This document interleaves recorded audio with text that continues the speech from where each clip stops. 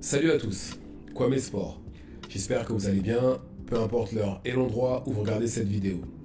Avant de commencer, cliquez sur like, abonnez-vous et activez la cloche de façon à être tenu au courant quand je posterai de nouvelles vidéos. Ce week-end, nous aurons un très très bon week-end de boxe. Vendredi 2, nous aurons Fatal Fury à Times Square à New York, où le main event sera Ryan Garcia, mais sur la carte il y aura aussi Devin Haney qui affrontera José Ramirez, et nous aurons aussi Teofimo Lopez qui défendra sa ceinture WBO en super lightweight contre Arnold Barboza Jr. Mais le samedi, Canelo et William Skull vont unifier les ceintures en super middleweight. Canelo a toutes les ceintures sauf l'IBF, et évidemment William Skull lui a la ceinture IBF. Mais là je vais vous donner les pronostics pour les autres combats en fait, enfin pour tous les combats. Mais je vous cache pas qu'on va commencer à Martin Bacolé parce que les combats d'en dessous ne m'intéressent pas, pour être honnête.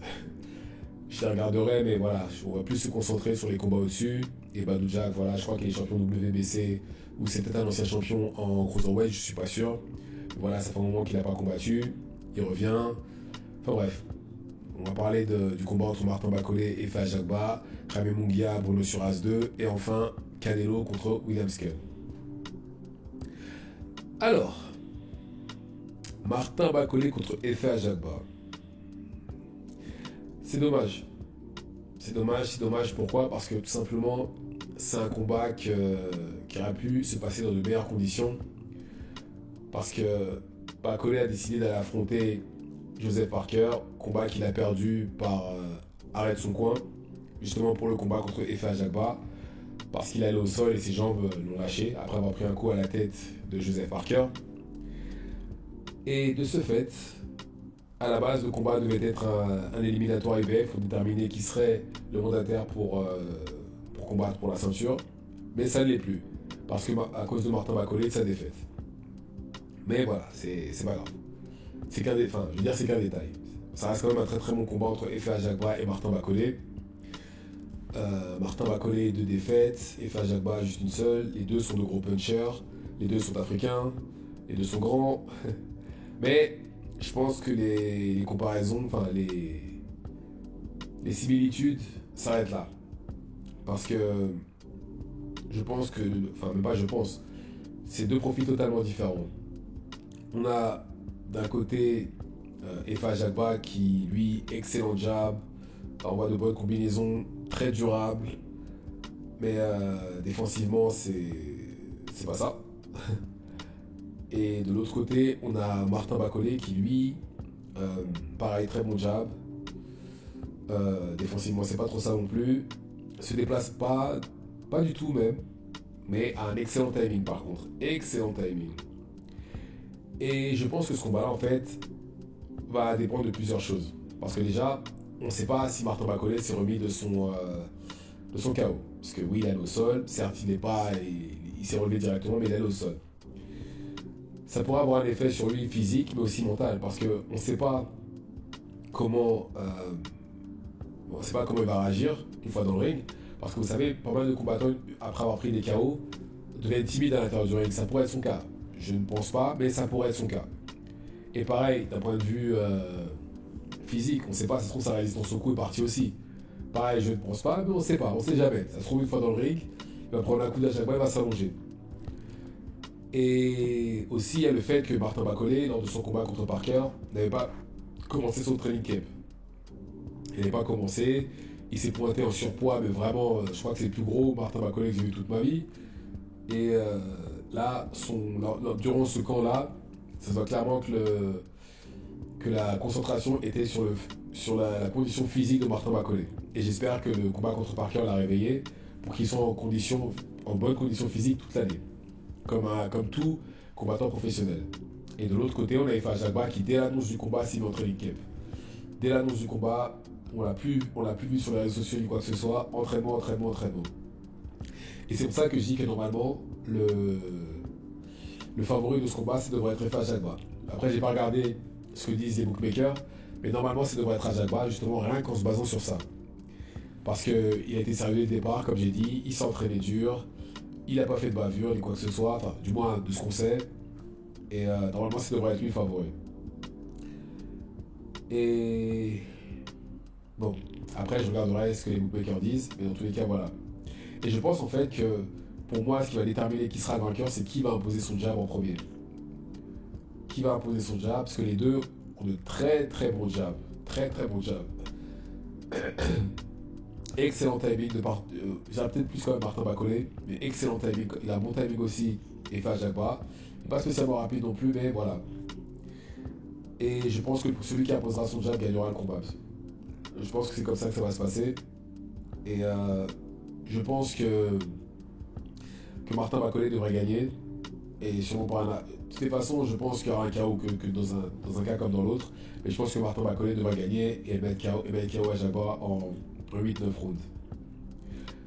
Parce que je trouve que d'un point de vue.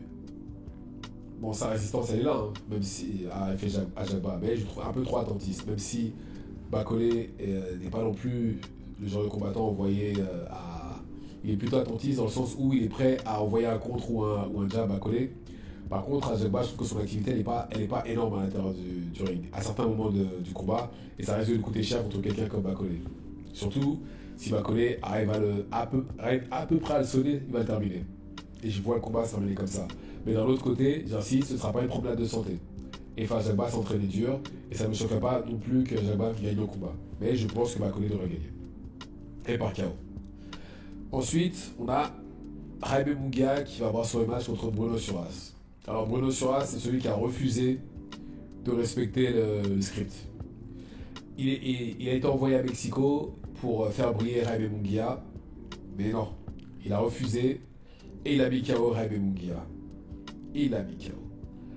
Et là en fait, pour moi lors du rematch, ce qui va se passer, c'est que soit on va avoir Jaime Munguia qui sera ultra défensif parce qu'il sait de quoi Bruno Suras est capable, ou soit on va avoir Jaime Munguia qui va envoyer 300 000 coups de façon à asphyxier Bruno Suras. Maintenant, de l'autre côté, on a Bruno Suras qui, lui, il sait de quoi il est capable. Il sait de quoi il est capable contre Jaime Munguia. Il sait ce qui marche. Il sait ce qui ne marche pas non plus. D'ailleurs, j'ai envie de dire les deux.